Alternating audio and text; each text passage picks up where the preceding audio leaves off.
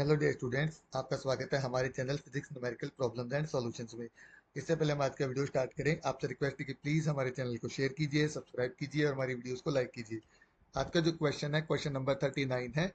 इसमें क्या दिया गया, एक चार्ज क्यू है जो कि इनफॉर्मली डिस्ट्रीब्यूटेड है on the sphere of radius R. मतलब सरफेस है हमारे पास, एक रेडियस आर का हमने स्फीयर ले लिया।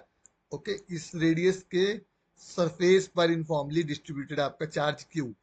ठीक है, ये हमने ले लिया यहाँ पर चार्ज क्यू है, इधर पूरे में हम ये मान लेते हैं प्लस क्यू क्यू ले लिया इधर यहाँ पे हमने।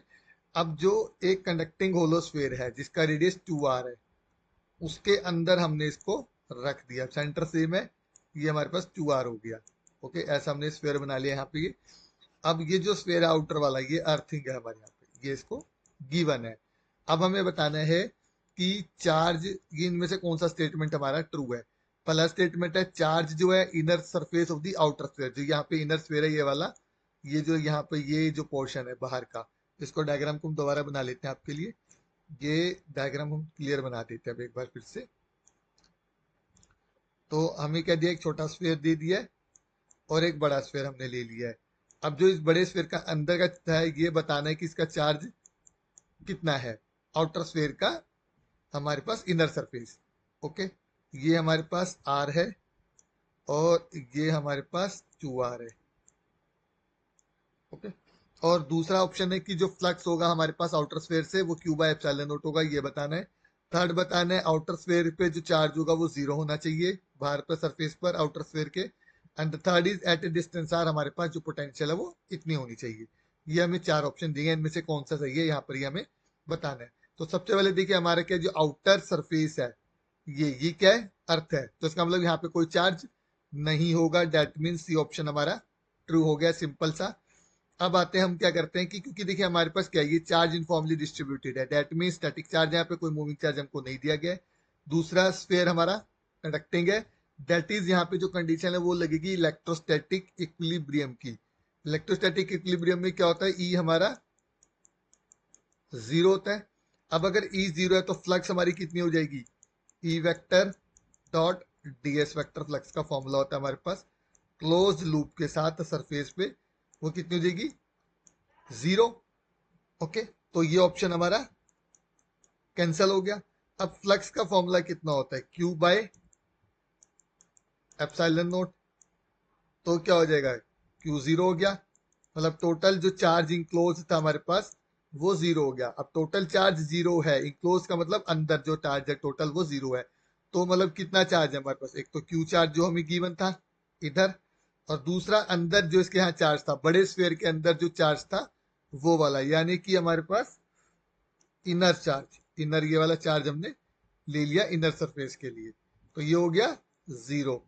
तो इनर चार्ज कितना आ गया मेरे पास, अगर टोटल चार्ज इंक्लोज जीरो है तो माइनस क्यू, दैट मीन्स ये हमारा ट्रू हो गया, ऑप्शन नंबर ए बी।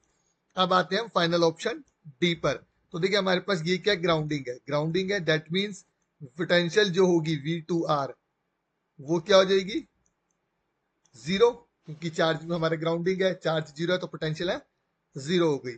अब एट ए डिस्टेंस आर बोला गया है, तो हम क्या करेंगे, क्योंकि अंदर इस पर हमें नहीं पता क्या पोटेंशियल है, तो हम क्या करेंगे, दो पॉइंट्स ले लेंगे, एक तो V2R और एक VR जो कि हमें निकालना है यहाँ पे। तो VR माइनस V2R, यानी कि पोटेंशियल में चेंज इज इक्वल टू कितना होता है हमारे पास, minus e vector dot d r vector का इंटीग्रेशन, यहाँ पे हो जाएगा 2r से लेके r तक।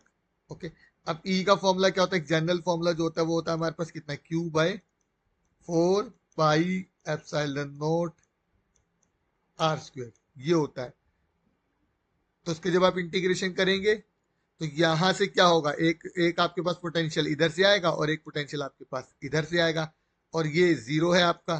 तो वी आर बेसिकली क्या हो जाएगा, दो पोटेंशियल हो जाएंगी, एक हो जाएगी आपके पास ये आर की वजह से वी आर वाली, इसको V1R बोल लो, और ये हो जाएगी आपकी V2R की वजह से यहाँ पर, और ये माइनस साइन।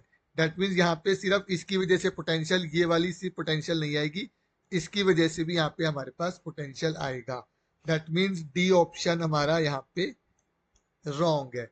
तो आई होप स्टूडेंट्स आपको ये क्वेश्चन बहुत इजीली अच्छे से समझ में आया होगा। सबसे पहले हमने क्या करा है कि ई को जीरो लिया है कंडक्टिंग स्फीयर के अंदर, जो हमारा कंडक्टिंग हेलो स्फीयर है उसके अंदर हमारी इलेक्ट्रिक फील्ड जीरो है।